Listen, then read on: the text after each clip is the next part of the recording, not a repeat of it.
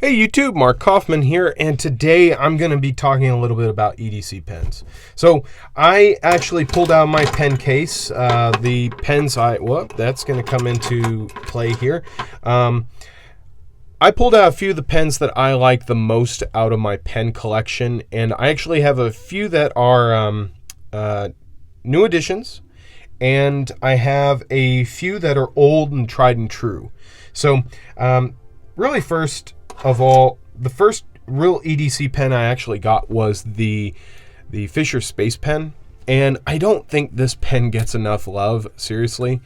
This thing is fantastic. You have the Fisher Space Pen pressurized refill, so you can write upside down in water or in zero gravity. It's developed by NASA for their astronauts, and I love the story behind the Fisher Space Pen refill, because we spent close to not thousands in that period. I think it was hundreds of thousands of dollars in research on this refill, on how to write in zero gravity.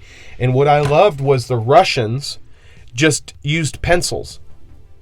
You know, like they just were like, okay, we're not going to do that. We're just going to use pencils. But this is one of the best EDC items you could ever have. Now, the only problem that I have with this is that you can lose it and it can fall off your pocket because it is slick and it is small.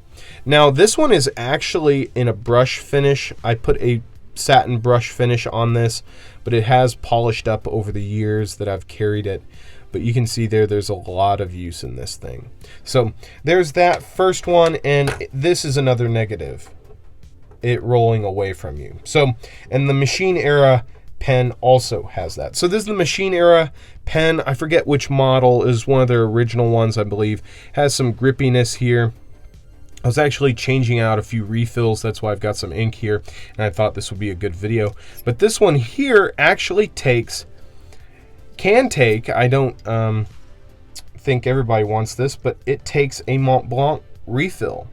So you can write like a Mont Blanc, but you won't look like one, which can be a good thing, can be a bad thing. But personally for me, this is more robust than a Mont Blanc. I've had so many in the past that have just kind of fallen apart, broken, and kind of, I guess, you know, cracked or chipped. And those things are expensive to repair. But this is a great pen to get.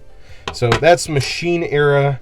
You can just look those guys up. And then this is one of my oldest ones. This is a Schrade self-defense pen. So this one here you can use as a pressure point poker. You know, this is not going to feel good in the back of your neck or in the back and near your spine. So that's going to hurt. But it is an effective pen. And I actually took this on my honeymoon. We weren't in a dangerous part of Italy, but you never know. People can rob you no matter what. And so for me, I thought having this is better than nothing.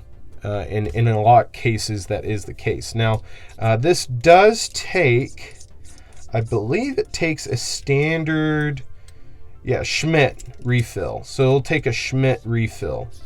And this one's a good writer. I just don't carry it a lot because, well, it's actually pretty bulky. Compared to like a Parker Jotter, it's pretty bulky and it's pretty long. So, and this thing's made out of aluminum. I mean, it's a pretty good deal at $19 when I got it. So that's not bad. So here's this one. This is a Parker Jotter. This is one that is made in France. I actually have one of the original Made in America models and an older Made in America one from the 50s.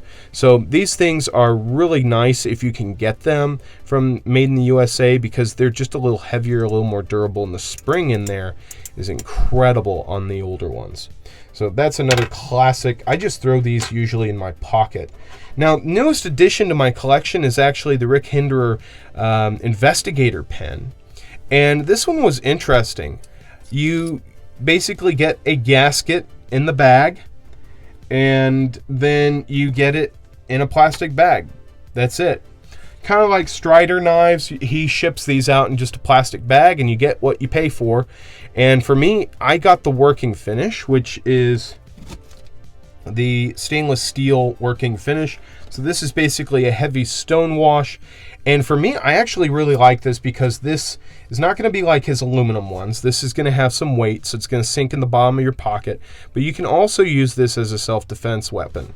You can use that as a jabber, or you can use it as a glass breaker. And then you use the same spot to get to your refill, which it takes a Fisher Space Pen refill. Now, there's a lot of complaints of people saying that this can loosen up over time, but I'm just going to get some plumber's tape and put that around there, and then that should take care of that. Don't really want to Loctite that in. So that's the new addition, and I'm actually going to throw this in my pocket. But really quick, I want you guys to admire how well he put his logo in this thing. That is really well done. That's not etched. That's like cut into it. And then you can use a T8 to remove the clip if you don't want to have the clip, if you just want to have the pen itself. But I like having the clip because it keeps it from rolling away. So that's a new addition. And then here's another classic, the F701. This one I've actually modified with a Fisher Space Pen refill, and you can add different refills in here, but there's many different ways you can modify these things. And for me, one of the things that you can do is you can actually file your nails on here if you really try at a certain angle. Max Level EDC showed me that, and that only really works on brand new ones. So don't expect that on a well-used one like this one. Next up is this cross. I can't remember the model of this one, but I love giving this one to people because you can't press, you can't twist it to open it. You have to pull it. So there you go. You just pull that, and then it closes and opens. But there's enough tension here, so when you're actually writing, there's no way that's going to close on you. And one of the other things that's really cool is the clip here is actually spring-loaded, and there's a small bearing or roller in there, so it goes over your shirt pocket without wrinkling up your shirt. So it's actually really, really nice. And when you have it pulled out, it'll actually allow that to slide in a little bit better. But you know, you don't want to have an open pen in your pocket, but if you had to throw in your pocket and clip it to your pocket, there you go. Now this is the Retro Tornado from 1951, or Retro 1951 Tornado, and this one is in the all black, but this one has been kind of chipping away a little bit. I've had this for a few years, but this one is fantastic. You twist the top, and the top has a very nice positive grip. You also have this knurling over here, which is really, really nice. The knurling here is done so well for a pen of this price.